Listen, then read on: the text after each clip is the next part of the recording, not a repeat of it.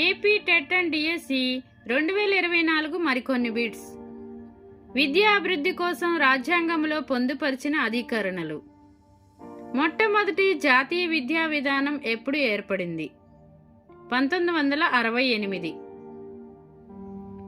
6 నుండి 14 సంవత్సరాలలోపు పిల్లలందరికీ ఉచిత నిర్బంధ విద్యను అందించడం ఏ అధికరణము? 21A అధికరణ. పిల్లలతో బలవంతముగా వెట్టి చాకిరీ చేయించడం, సంబంధిత పనులలో నియమించడం నిషేధం. అధికరణ 23.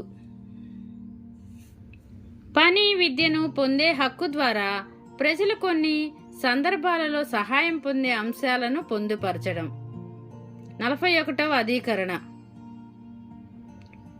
14 సంవత్సరాలలోపు పిల్లలందరికీ కులమత లింగ జాతి వివక్ష లేకుండా సార్వత్రిక ప్రాథమిక విద్యా హక్కు ద్వారా ఉచిత నిర్బంధ విద్యను అందించడం.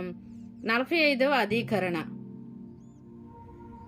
51A అధికరణ. 6 నుండి 14 సంవత్సరాలలోపు పిల్లలను బడికి పంపించాల్సిన బాధ్యత తల్లిదండ్రులది. 350A అధికరణ. మాతృభాషలోనే విద్యాబోధన చేయాలి. పాఠశాల విద్యను ఎన్ని అంశాలుగా విభజించారు? 8. పిల్లలలో ఈ వయసులోపే మెదడు 85% పైగా అభివృద్ధి చెందుతుంది. 6 సంవత్సరాలు. పునాది దశ 3 నుండి 8 సంవత్సరాలు. సన్నాహ దశ 8 నుండి 11 సంవత్సరాలు. మధ్యస్థాయి దశ 11 నుండి 14 సంవత్సరాలు. మాధ్యమిక దశ 14 నుండి 18 సంవత్సరాలు.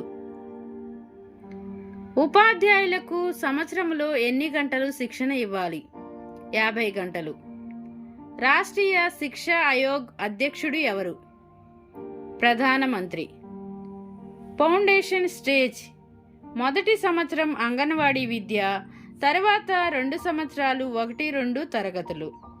ప్రిపరేటరీ స్టేజ్ 8 నుండి 11 సంవత్సరాలు 3, 4, 5 తరగతులు.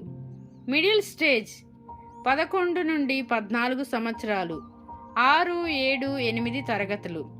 సెకండరీ స్టేజ్ 14 నుండి 18 సంవత్సరాలు 9, 10, 11, 12 తరగతులు.